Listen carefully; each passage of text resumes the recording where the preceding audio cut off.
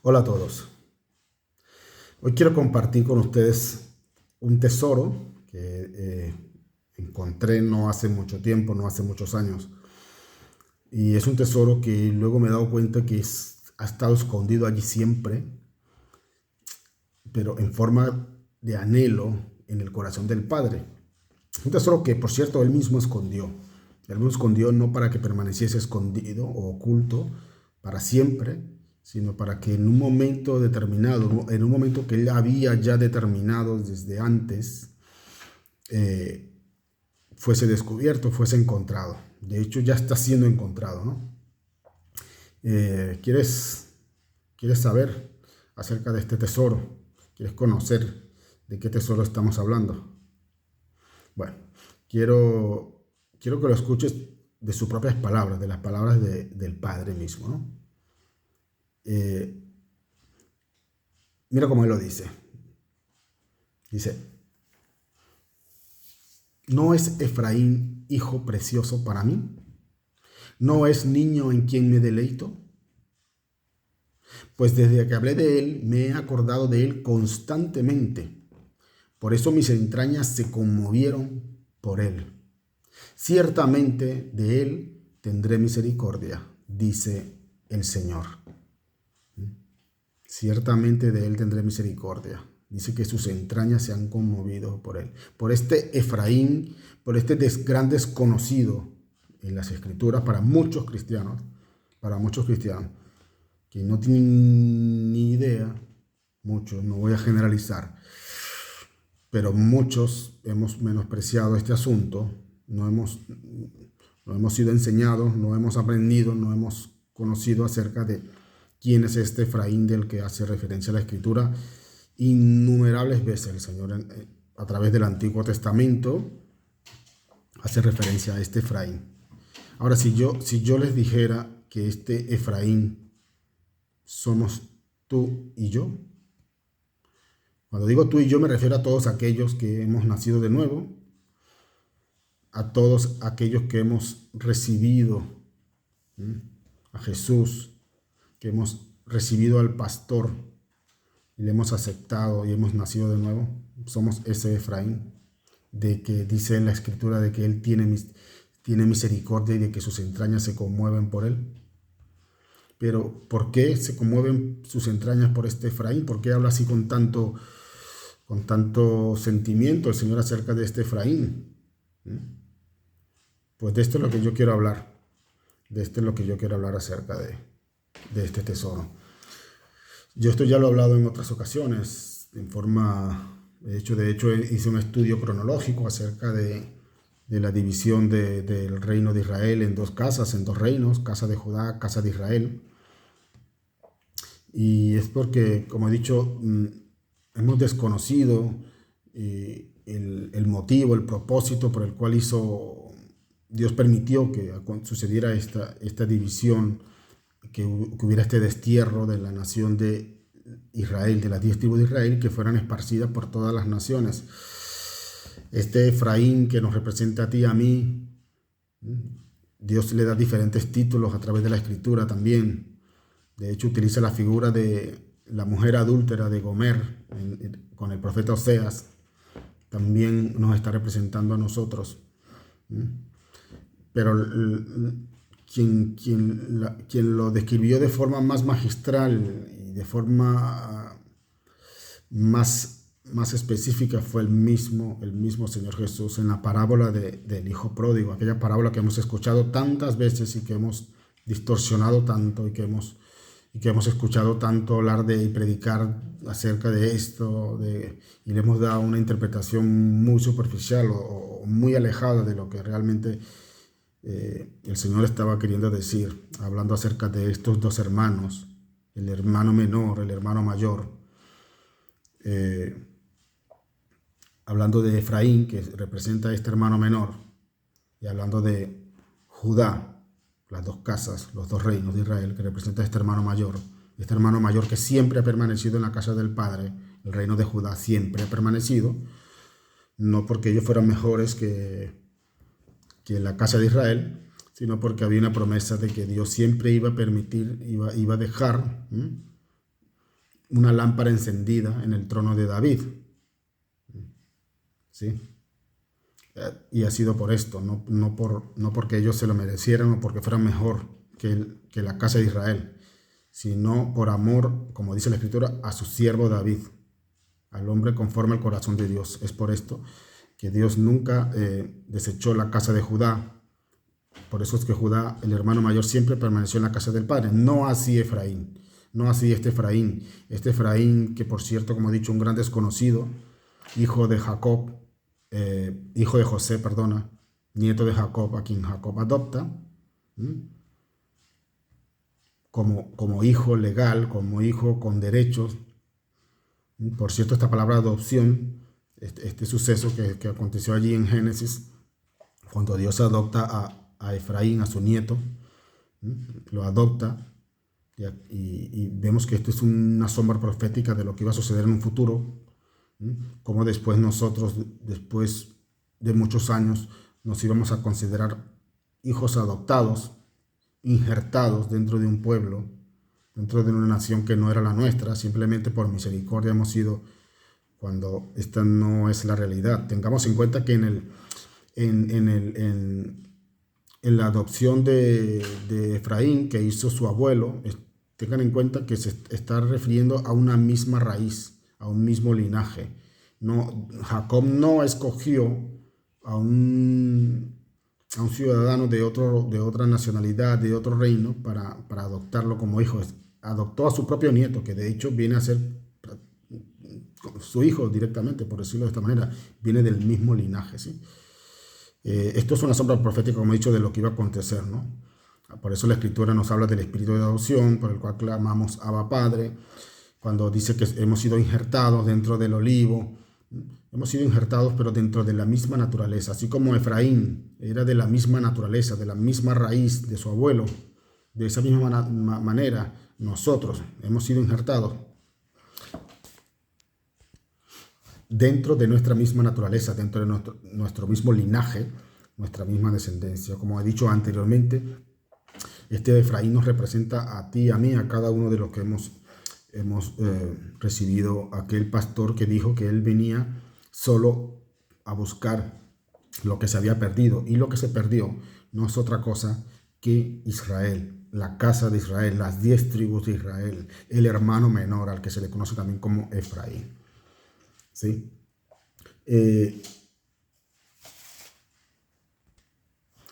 Quiero remarcar nuevamente que es imposible, con mucho respeto lo digo para los que escudriñan las Escrituras, que es imposible entender lo que el Padre está haciendo en estos tiempos sin conocer, sin escudriñar acerca de la división del reino de Israel en 2 naciones, en 2 casas. Es imposible, ya que hemos cometido el error, no solamente de creernos un pueblo distinto, una nación ajena a la nación de Israel, sino que además de ello, cuando leemos la Escritura, solemos mezclar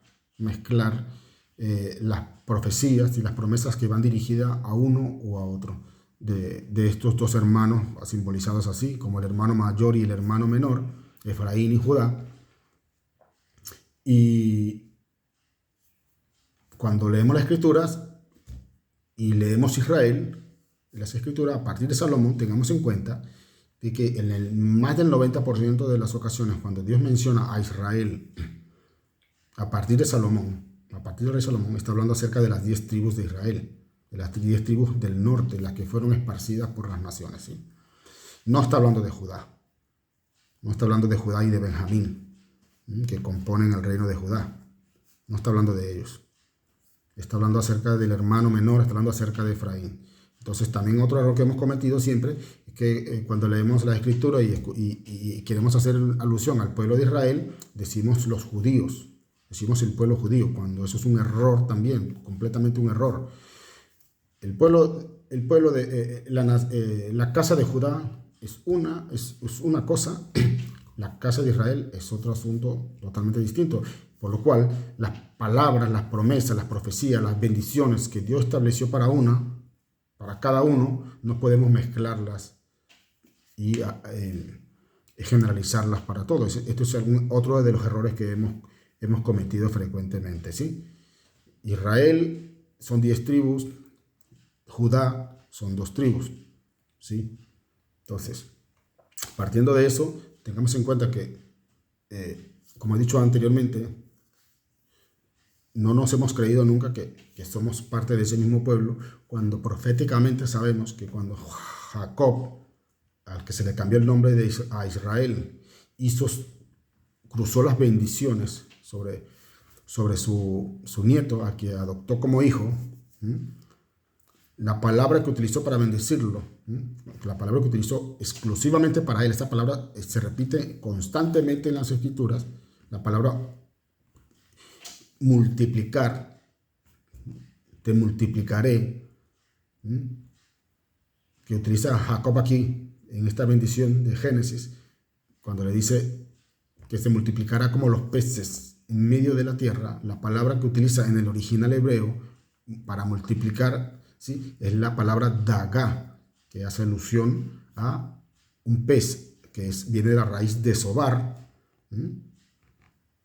haciendo alusión de que la descendencia sobre la que Efraín iba a representar, nos iba a representar a nosotros, iba a ser tan numerosa como las estrellas que hay en el cielo. Ahora, 2 cosas con este asunto, que ya lo he mencionado en otros estudios. Primeramente, una prueba inequívoca de que somos ese mismo pueblo. Como he dicho, todo esto que sucedió aquí en Génesis 48, le recomiendo que lo estudien, la bendición de Jacob. Como he dicho, una sombra profética de lo que iba a acontecer en nuestros tiempos, ¿sí? Esta palabra, esta bendición, haciendo referencia al pez, Dios ya sabía que luego, muchos años después, nosotros, los que ahora nos llamamos cristianos, o nos llaman cristianos, íbamos a utilizar este símbolo, el símbolo del pez, como nuestra marca, como nuestro logo, nuestro emblema que nos distingue, que nos define. Ahora, ¿de dónde creen ustedes que salió este símbolo? ¿De dónde creen? La mayoría, yo hasta no hace mucho también pensaba lo mismo. Pensaba que este símbolo partía de aquella palabra que Jesús utilizó cuando dijo: venid en pos de mí, que yo los haré pescadores de hombres. Yo pensé que de ahí partía. Y ciertamente en parte es así, pero cuando Jesús habló estas palabras, Jesús estaba haciendo alusión a esta misma promesa, a esta misma bendición que Jacob dio a su hijo Efraín, que se iban a multiplicar como peces en medio de la tierra, ¿sí?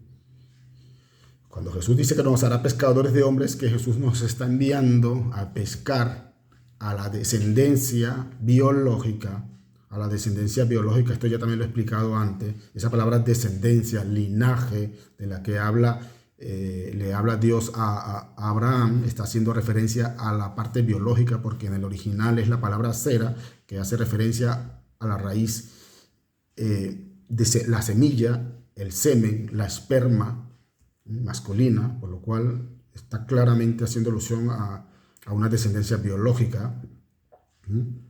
Entonces Jesús nos está mandando a pescar esa descendencia biológica de Abraham, que luego recae esa promesa sobre Efraín. A esos es lo que Jesús está mandando a pescar, a esos, no a otros. Dios ya sabía que al dispersarnos por las naciones íbamos a adquirir diferentes nacionalidades, nos íbamos a convertir en griegos, en romanos, en latinos, en europeos, en fin, porque Dios nos esparció así por las naciones, ¿sí?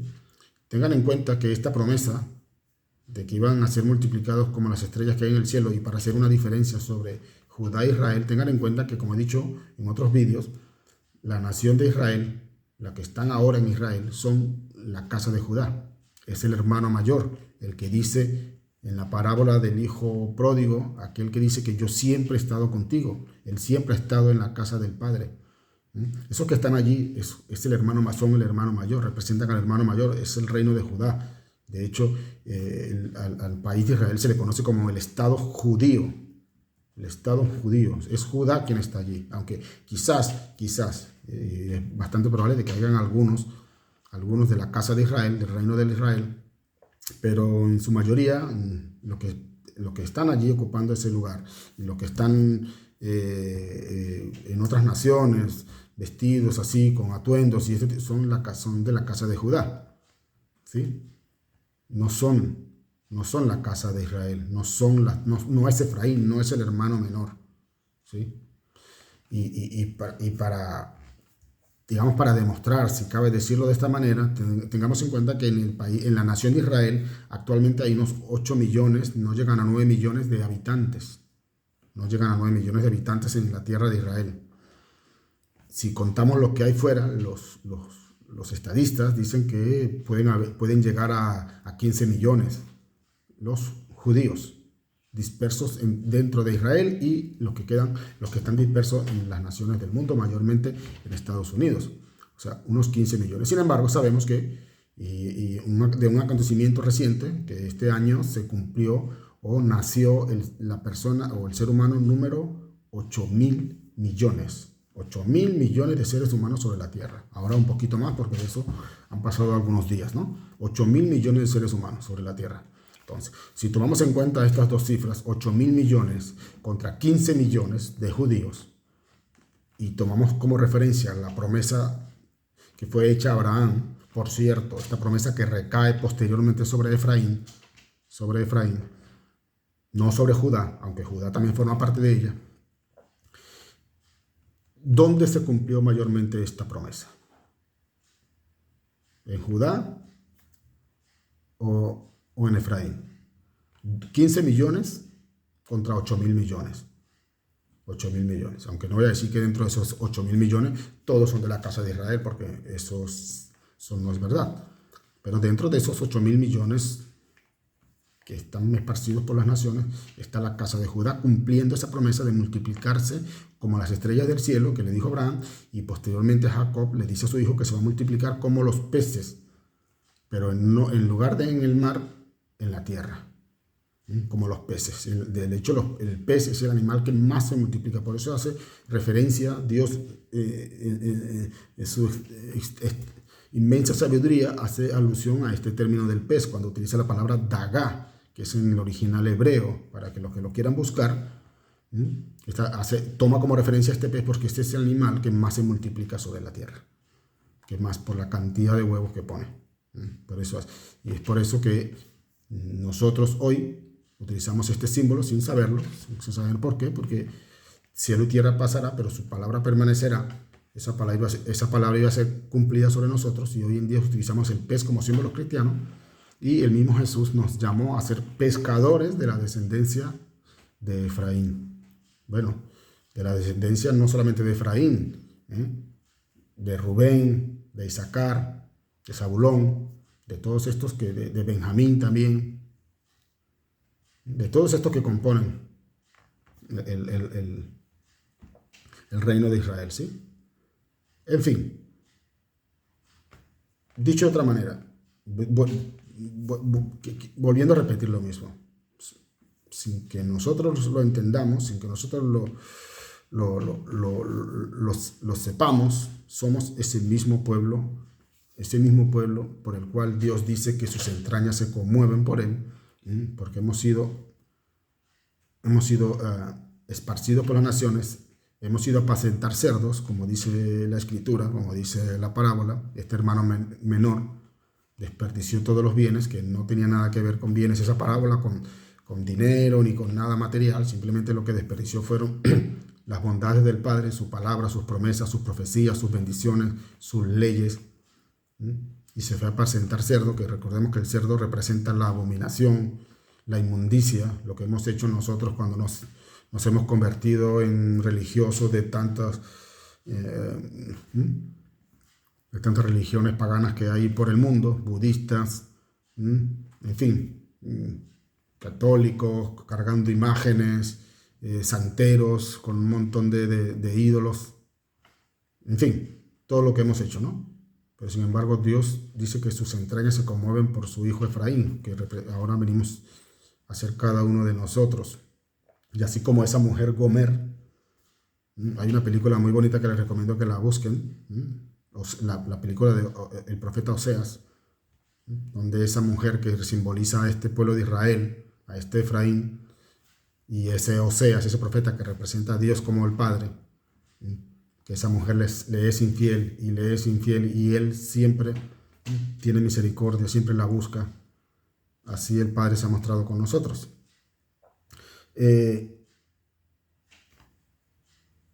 Como he dicho anteriormente, hemos despreciado todo esto, hemos despreciado. Y esto, obviamente, no es la voluntad del Padre. Recordemos una historia que hay que yo no entendía bien cuando Esaú, el primogénito de Isaac, menosprecia su primogenitura. Yo entendía que menospreciar la primogenitura simplemente era pues no valorar los derechos, la posición que tiene un primogénito, ¿no? En fin, todo, pero no tiene nada que ver con eso. Resulta de que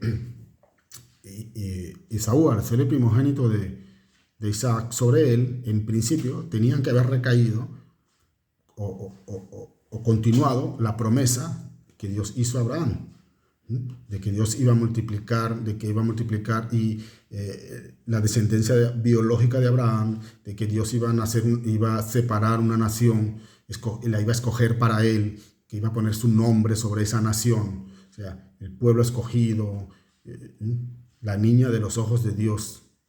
Y sobre Esaú tenía que haber recaído esa promesa, y ciertamente él tenía que saberlo. Ciertamente, por ser primogénito, su padre no iba a permitir que Isaac muriera sin que Esaú conociera esa bendición, esa promesa que caía sobre esa herencia que iba a recaer sobre él. Sin embargo, a él no le importó. Él la menospreció por algo temporal, por algo pasajero. Él menospreció. Y eso fue lo que enfadó y molestó tanto a Dios contra Esaú. No era por simplemente hecho de haber perdido sus derechos como el hermano mayor. No fue eso. Sino que estimó por poco Esaú todas esas promesas, esas bendiciones que iban a recaer sobre él y su descendencia. Tendrían que haber caído, mas no fue así. Todos ya sabemos que recayó sobre Jacob. Pues de esta misma manera, yo me encuentro con la desagradable sorpresa, la triste sorpresa, que algunos hermanos que yo le hablo de este asunto, de hecho algunos quizás de lo que ya lo estén escuchando ahora, estarán pensando, bueno, ¿y esto qué más da? Primero, mayoría o muchos no lo aceptan o no lo creen o no. Pero hay otros que aún creyéndolo a medias, lo menosprecian. No le dan ninguna importancia. Total, a mí me han dicho en algunas ocasiones, ¿no? ¿Qué más da si somos hijos biológicos, si somos descendencia? ¿Qué más da o si no lo somos? ¿Eso va a cambiar algo? Así me dicen, ¿va a cambiar algo? Total, somos salvos. Lo que importa es que hemos reconocido, hemos aceptado al Mesías y ya somos salvos. Eso es lo que importa. Lo demás es perderse, así me lo digo, es perderse en cosas que no convienen, que traen a confusión a muchos, que a muchos según se apartan. La palabra mata, la letra mata, estudiar tanto, o sea, menospreciar todas estas cosas. Sin embargo, vemos que hay un anhelo del corazón. Yo he leído acerca de esta palabra que hay allí en Jeremías, ¿no? Pero el Padre lo viene repitiendo a través de todo el Antiguo Testamento, como él prometió al mismo Oseas, cuando le dijo que ese pueblo que iba a ser llamado no pueblo de Dios, luego donde se le fue dicho, no sois hijos del Dios, no sois pueblo de Dios, no sois hijos de Dios, les será dicho, sois hijos del Dios viviente. Donde vendrá un tiempo donde se le dirá, ustedes no son hebreos, ustedes no son descendencia, ustedes son gentiles, ustedes son latinos, ustedes son europeos, ustedes no tienen nada que ver con la nación de Israel. En ese sitio donde se les diga eso, llegará un momento profetiza el Señor que se les será dicho, sois hijos de esa promesa que ciertamente le dice a Abraham que se iban a multiplicar como las estrellas que hay en el cielo. Y eso, como les he dicho anteriormente, no es exclusivamente Judá, los judíos. Los judíos, 15 millones, no pueden ser solo ellos esa promesa, comparado con 8.000 millones de seres humanos en el mundo, ¿sí? Entonces, menospreciar todo esto es triste. Bueno, para mí como persona, como hijo de Dios es triste, pero ¿cuánto más no lo será para el corazón del Padre? Ver cómo la mayoría solamente quieren seguir siendo jornaleros. Cuando digo jornalero, vuelvo a hacer alusión a la parábola que nos narró el Señor Jesús de este Efraín, de este hermano menor en lo que estamos ahora tú y yo representados, que después de estar por el mundo envuelto en muertos, como dice también esa misma parábola, muerto era y ha vivido y ha revivido, perdido era y ha sido encontrado. Nosotros estábamos muertos, como dice la Escritura, en nuestros delitos y pecados, pero un día nos alumbró la luz de Cristo. Cuando dice la parábola que volvió en sí este hijo pródigo, no fue porque es por su propia capacidad, porque la luz de Cristo, porque por medio de su Espíritu nos alumbró, nos abrió el entendimiento y nos hizo entender que teníamos un Padre, a pesar de que estuviésemos apacentando cerdos, que teníamos un Padre. El asunto es que cuando nos dimos cuenta y quisimos reconocer a ese Padre, nos quisimos presentar delante de Él como simples jornaleros como aquellos que cumplen con un deber a cambio de un pago. En este caso, el pago es la salvación. Aquellos que dicen, no, a mí, si lo único que me importa es la salvación, lo único que importa es el salario, es el pago, es el jornal. Para muchos eso es lo importante, y lo demás, querer cumplir con la voluntad del corazón del Padre, pues, bueno, en fin, no estoy juzgando, solamente estoy comparando y hablando acerca de las consecuencias o la importancia que tiene el conocer lo que el corazón del Padre está hablando en estos últimos tiempos, porque su promesa es que Él nos iba a reunir, nos iba a volver a reunir, nos iba a devolver nuestra verdadera identidad. De hecho, lo está haciendo. Hay muchos que ya han recibido, la han aceptado su identidad. Aunque esto para muchos está trayendo confusión, porque los están volviendo a confundir con judíos. Pero no es así, señores. No es así. Judá no es el único pueblo de Dios. Judá es parte del pueblo de Dios, más no es el único pueblo de Dios. ¿Sí? En fin, con todo esto lo que quiero decir es eso. Somos ese mismo pueblo de Dios. Por eso Jesús dijo que Él vino a buscar lo que se había perdido. Lo único que se perdió fueron esas ovejas perdidas de la casa de Israel. Por cierto, las que Él dijo que Él vino solo por esas ovejas. No he venido sino, dicho en otras palabras, sí, solamente por las ovejas, por esa descendencia, por esos peces que se multiplicaron sobre la tierra. Por ellos es que he venido, dice el Señor. Por ellos. Y por cierto, esas ovejas, que las que nos identificamos nosotros los cristianos, que nos llamamos ovejas, nos llamamos rebaño, pues déjeme decirle que al único pueblo que se le conoce como ovejas, como rebaño, es al pueblo de Israel. Al pueblo de Israel es el pueblo al que Dios le hace mención con el título de ovejas.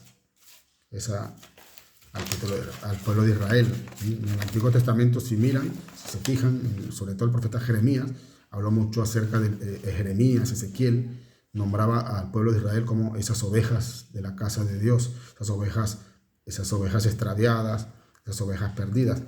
Y luego también, ahora con el Nuevo Testamento, o Nuevo Pacto, como le llamamos, pues hemos pensado que que ahora Dios hizo un pacto nuevo con otra nación distinta. Dios tiene un pacto aparte. Esa es una palabra que escucho muy frecuente. Bueno, de hecho, para ser honesto, yo también la dije en alguna ocasión. Dios tiene un tratado aparte, un pacto aparte con Israel, especial con ellos, y otro con nosotros. Ellos son del antiguo pacto y nosotros somos el nuevo pacto, el Nuevo Testamento, el nuevo pacto, como queramos llamarlo, ¿no? sin embargo, esto lo he dicho en alguna ocasión, dice la Escritura que no hará nada el Señor, no hará nada el Señor sin revelarlo antes a sus siervos los profetas. Quiero decir con esto de que si Dios hubiese tenido en mente, en su corazón, en un futuro lejano, que son nuestros días, escoger una nación distinta a la nación de Israel, Él lo hubiese dejado escrito, lo hubiese dejado reflejado en forma de profecías. Recordemos que todo el Antiguo Testamento es una sombra profética de lo que Dios iba a hacer en el Nuevo Testamento, el Nuevo Pacto. Y hablando acerca de ese Nuevo Pacto, ese Nuevo Testamento, el Nuevo Pacto, el único pacto nuevo que Dios dijo que iba a hacer, ciertamente dijo que iba a ser un nuevo pacto, ciertamente lo dijo, pero no con una nación distinta. De hecho, dijo que lo iba a hacer con su misma nación. Dice Jeremías 31, que hará un pacto nuevo con la casa de Israel y la casa de Judá. Con la casa de Israel y la casa de Judá. En ningún momento hace referencia de que va a ser un pacto con una nación distinta para darle celos. Eso es todo una confusión o mala interpretación por el desconocimiento de, como he dicho, acerca del acontecimiento de esta división. De hecho, como he dicho, todo el Antiguo Testamento es sombra profética. De hecho, el tabernáculo que Moisés levantó en el desierto, todo el tabernáculo es una sombra profética de lo que Dios quería hacer con su nación. Todos los utensilios, todos los elementos dentro de la... Dice que el tabernáculo es como viene a ser como no una copia, viene a ser como un reflejo de lo que hay en el cielo, ese tabernáculo de Dios. Ese tabernáculo que primero fue en forma de tienda, en forma de una carpa que levantó Moisés, y luego Salomón lo convierte en un templo, en un edificio, con las medidas, con todo lo que hay allí reflejado, todo lo que hay allí reflejado, es una sombra profética de lo que Dios quería hacer con su pueblo a través de toda la historia, no solamente en el Antiguo, en el Nuevo Testamento, sino lo que va a hacer en un futuro próximo, lo que conocemos como el milenio, Y todo lo que todos los elementos que representan allí hacen alusión única y exclusivamente a las 12 tribus de Israel. De hecho, dentro del templo o dentro del tabernáculo, había una mesa que se conoce como la mesa de la preposición, donde se colocaban los panes. ¿Sí? Y encima de esa mesa se colocaban 12 panes. 12 panes. Uno por cada tribu de Israel. Si Dios hubiese tenido intención de un futuro próximo escoger una nación distinta, en lugar de haber 12 panes, hubiesen habido 13. En lugar de haber habido 12 apóstoles, Jesús hubiese escogido 13 apóstoles. En lugar de las puertas de la Nueva Jerusalén, por cierto, saben que solo tiene 12 puertas. 12 puertas. 12 puertas. Nosotros todos cantamos, oh Jerusalén, qué bonita eres, y calles de oro, y mar de cristal y todo eso. Significa que algún día vamos a entrar y ciertamente entraremos en esa ciudad, ¿sí? Pero para entrar a una ciudad se necesita entrar por una puerta. Resulta que esas puertas solamente son 12 puertas. Y cada puerta, dice el Apocalipsis, que tiene un nombre inscrito en ella. Y el nombre que tiene inscrito es el nombre de las 12 tribus de Israel. Si somos un pueblo distinto, ¿por qué puerta vamos a entrar nosotros? ¿Dónde está la puerta número 13? No existe. No existe la puerta número 13. Y así como eso, pues cantidad de cosas que ahora no puedo detallar, para no extenderme tanto. Decimos que somos la novia del Cordero porque estamos esperando al novio. Pues resulta que esa novia es la misma Israel. A Israel es la que se le considera la Virgen de Israel, la Virgen con que un día Dios nuevamente, cuando digo nuevamente es a la única que Dios le prometió en toda la Escritura que la iba a desposar. Si leen el Antiguo Testamento, el profeta Oseas, el profeta Malaquías, todas estas personas que hablan de desposar, están hablando de desposar a Israel. A Israel, no está hablando de desposar a ninguna otra. La promesa de desposorio que hace Dios siempre es hacia el pueblo de Israel. ¿Por qué va a desposarla? Porque un día Dios le emitió carta de divorcio a esta nación, a las 10 tribus perdidas de Israel. Dios le emitió carta de divorcio por su idolatría, lo que hacía esta Gomer. Dios un día se cansó y le emitió carta de divorcio. Pero inmediatamente que le emite la carta de divorcio, le promete, casi inmediatamente, que un día él la va a volver a desposar a esa virgen de Israel. A esa virgen de Israel. Y ahora nosotros venimos a decir que nosotros somos la novia con la que el esposo se va a casar. Entonces, ¿qué va a suceder aquí? Si nosotros somos un pueblo distinto, hay dos únicas posibilidades. Que Dios no va a cumplir su promesa al pueblo de Israel, al único que le prometió desposar, o que Dios va a cometer bigamia, casándose con dos. Casándose con Israel y casándose con un pueblo distinto, con una nación distinta. ¿Cuál de estas dos opciones creen ustedes que será correcta? O yo diría que hay tres opciones, y la tercera opción es la que Dios ni va a cometer bigamia y ni va a dejar de cumplir su promesa, sino que Él va a cumplir la única promesa que ha hecho. Cuando hablamos nosotros de las bodas del Cordero, cuando hablamos de la parábola de las 10 vírgenes, que por cierto, hace mención a 10 vírgenes, no es casualidad de este número. La Biblia no hay nada casual, y menos en cuanto al número se refiere. La Biblia es muy numérica y muy exacta numéricamente. Y cuando Jesús estaba haciendo referencia a esta parábola de las 10 vírgenes, está haciendo alusión a las 10 tribus de Israel, aquellas que él dijo, solamente he venido por estas. Si él solamente vino por estas, luego se va a casar con otras 10. Entonces, ¿cómo es esto? A esas 10 tribus de Israel que les prometió en Oseas, te volveré a desposar y nuevamente te desposaré conmigo en justicia para siempre. Y te desposaré y te desposaré. Esta palabra que se repite en el Antiguo Testamento. Lean el contexto y miren a quién está Dios. No se lo está prometiendo a Judá. Fíjense bien que esta promesa no se la está haciendo a Judá. ¿Por qué no se la está haciendo a Judá? Por una razón. Porque de Judá nunca se divorció. A Judá nunca se le emitió carta de divorcio. El hermano mayor siempre estuvo en la casa del padre. Nunca fue desechado. Aunque ellos fueron castigados, ciertamente, ellos también fueron esparcidos y fueron castigados. Pero en ninguna parte vamos a ver que Dios haya emitido carta de divorcio a Judá. Eso solo lo hizo con Israel. Por eso son 10. Por eso son 10 vírgenes. Por eso son 10 tribus. No es una coincidencia, hermanos. No es una coincidencia. Todas estas cosas son una señal inequívoca de que no somos una nación distinta.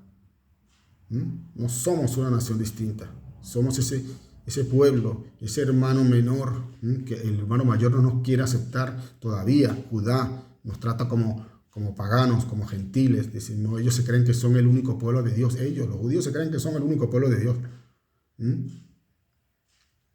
Pero precisamente por eso se creen que son el único pueblo de Dios, porque ellos saben que Dios le dio carta de divorcio a Israel. Dios le emitió carta de divorcio, y resulta que en Deuteronomio hay una ley establecida por el mismo Dios y que los judíos conocen perfectamente, donde dice que si un hombre le da carta de divorcio a una mujer y esta mujer se va con otro hombre, dice que si esta mujer, luego de que este hombre la despide, también le da carta de divorcio, quiere volver a casarse, quiere volver con el primer marido, dice que es abominación, no podrá recibirla. Esto los judíos lo saben, esto está en el libro de Deuteronomio. ¿Sí?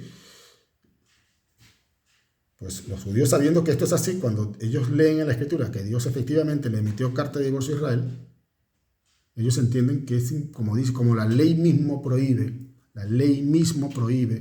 que una mujer repudiada por su segundo marido, en este caso, ese marido, acordémonos de Gomer, vuelvo otra vez, hay que pedirle a Dios revelación para entender estas cosas, no solamente conocimiento, revelación.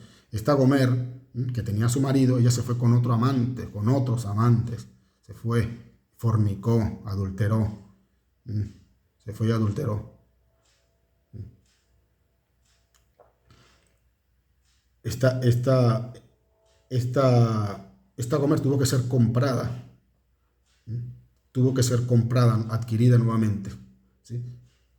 Los judíos sabiendo esto, los judíos sabiendo que Dios había desechado a la casa de Israel, ellos se creyeron que a partir de ese entonces ellos solamente ellos formaban parte del pueblo de Israel. Porque Dios no puede contradecir su propia ley. Si le emitió carta de divorcio, no puede volverlas a recibir. Solamente a los que nunca ha desechado. En este caso el hermano mayor, el que ha estado siempre en la casa del padre. Sin embargo, ellos desconocen el poder de Dios. Ellos desconocen. Y este es un secreto que Pablo posteriormente revela acerca de este misterio, cómo Dios logró cumplir su promesa de desposar a Israel sin invalidar su ley. Porque resulta que hay una ley también hay otra ley, así como hay esa ley que esa mujer, siendo repudiada por su segundo marido, no podía volver al primero. También existe una ley que si el primer marido muere, o sea, si el marido de esta mujer adúltera muere, ella es libre, ella queda libre de esa ley. Ella queda libre. Si el marido muere, su primer marido muere, ella queda libre, ella es libre de casarse con quien quiera, dice Pablo, ella queda libre. Aquí es donde podemos entender. Aquí les podemos entender el sacrificio y la muerte de Jesús. Pablo está hablando acerca de esto. Ustedes ignoran el poder de Dios. Ustedes creen que porque Dios le dio carta de divorcio y se divorció, y ustedes creen que porque Él mismo emitió una ley diciendo que no podía volver a recibirla, ustedes ignoran el poder de Dios. Pues resulta que también la ley dice que si el marido de esa mujer adúltera muere, ella queda libre. ¿Quién murió? ¿Quién murió en la cruz? ¿Quién murió en la cruz? El marido. Ese que una vez emitió carta de divorcio. Por supuesto estoy hablando de Jesús, que fue el que murió pero este es un tema en el que no voy a entrar ahora, porque también es que como no hemos querido o hemos menospreciado todas estas cosas, y esto ha generado una serie de confusiones, una tras otra, y una confusión tras otra. Pues una de estas grandes confusiones es acerca de la persona de Dios, que si es el Padre, que si es el Hijo, que si es uno distinto, que si son el mismo, en fin, todo esto. Entonces vemos que el que murió fue Jesús, el que murió no fue el Padre, o sea, el que emitió la carta de divorcio fue el Hijo, fue el Padre, y resulta que el que muere es el Hijo. En fin, todo esto que ha traído tanta confusión a la gente, cuando el Padre dice que Él mismo irá a buscar sus ovejas, el que aparece es el Hijo, no es el Padre. ¿O será que es el mismo, no? Es el mismo. Y de hecho, ciertamente es así. Es el mismo. El que murió fue el mismo, porque Él dice, yo mismo iré a buscar a mis ovejas. Él no envió a otro. Él mismo. Él mismo. De hecho, en una profecía de Miqueas, si no me equivoco, cuando habla de que mirarán a mí, a quien traspasaron, hablando el Padre, y sabemos que a quien traspasaron fue al Hijo. Sabemos, cuando el Padre dice, yo mismo iré a buscar a mis ovejas, y vemos que el que viene y dice, yo he venido a buscar lo que se había perdido, yo no he venido sino exclusivamente por las ovejas perdidas de la casa de Israel, es el Hijo. Entonces, ¿qué está pasando aquí? El Padre no cumplió su palabra cuando Él dijo que Él mismo vendría. Él no dijo que enviaría a otro, no dijo nunca que enviaría a su Hijo. Dijo, yo mismo iré a buscarlas. Y luego dice, y me verán a mí. No dice, y verán a mi Hijo a quien van a traspasar. No utiliza esa palabra, dice, me verán a mí a quien traspasaron.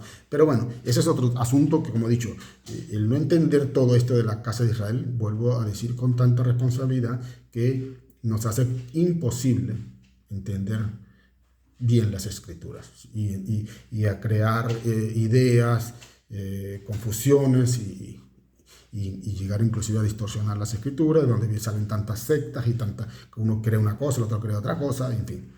todo esto. Este es el motivo por el cual yo estoy hablando de esto. No es aquí para demostrar que yo tengo un conocimiento que los otros no tienen y sentirme que yo ahora soy más conocedor de la Escritura que otros, sino creo que es el deseo del corazón del Padre. Que, como dice la Escritura, que conozcamos la verdad y esta verdad nos haga libres. Nos haga libres definitivamente de toda doctrina errónea, confusiones, distorsiones de las Escrituras. En fin. Como digo siempre, el que tiene oídos para oír, que oiga, pero el que lee, entienda. Tenemos que pedirle al Señor discernimiento para entender, que nos revelación, no conocimiento solamente. Porque entonces sí que se cumple la palabra cuando dice que la letra mata. La letra mata. Ahí se cumple cuando solamente queremos conocimiento. Tenemos que pedir revelación. Tenemos que pedir que se encienda la lámpara para que esa palabra que dice que es una lámpara, es a mis pies tu palabra, cuando es iluminada con el aceite del Espíritu, entonces se convierte en lumbrera a nuestro camino. Entonces ya no solamente una lámpara, ya no solamente un conocimiento. Una lámpara siempre va a ser una lámpara, esté encendida o esté apagada, siempre va a ser una lámpara. Y la palabra de Dios siempre va a ser letra, escrita, siempre va a ser escrito, pero puede tener la revelación o puede que no tenga revelación. Entonces, por eso el salmista lo dice bien claramente. Lámpara es a mis pies tu palabra, sí, perfectamente, pero no se queda allí. Posteriormente dice, y lumbrera a mi camino, lumbrera.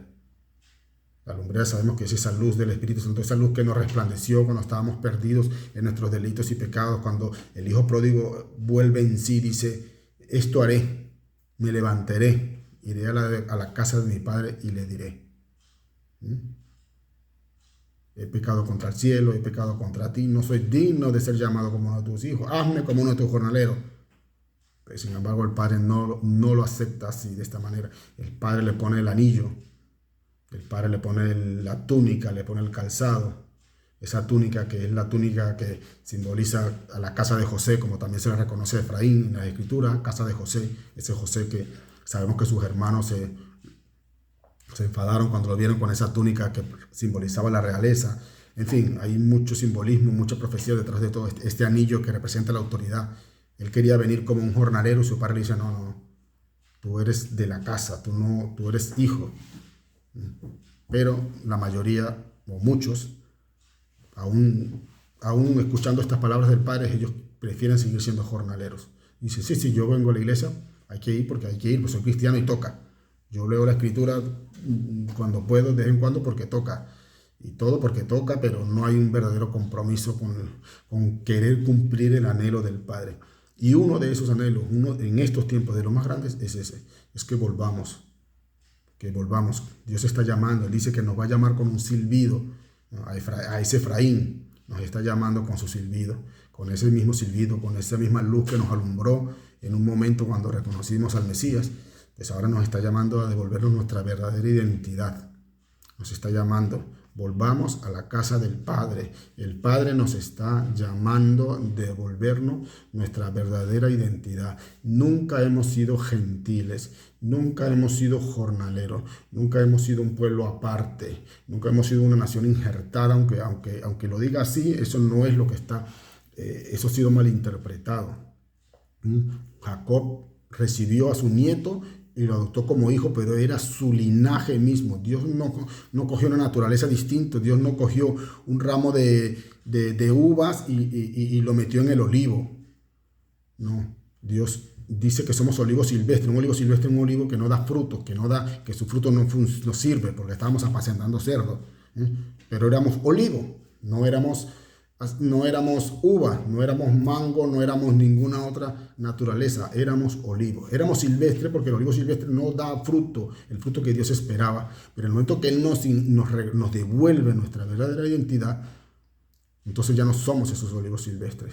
Recuperamos nuestra verdadera naturaleza. Eso es lo que quiero transmitir. Hay mucho más. Ahí les dejo el enlace para que vean el estudio de las 2 casas de Israel, donde hago un estudio cronológico de todo esto. Pero vuelvo a repetir, el anhelo del Padre, que volvamos a su casa. Vuelva a casa. Dios te bendiga.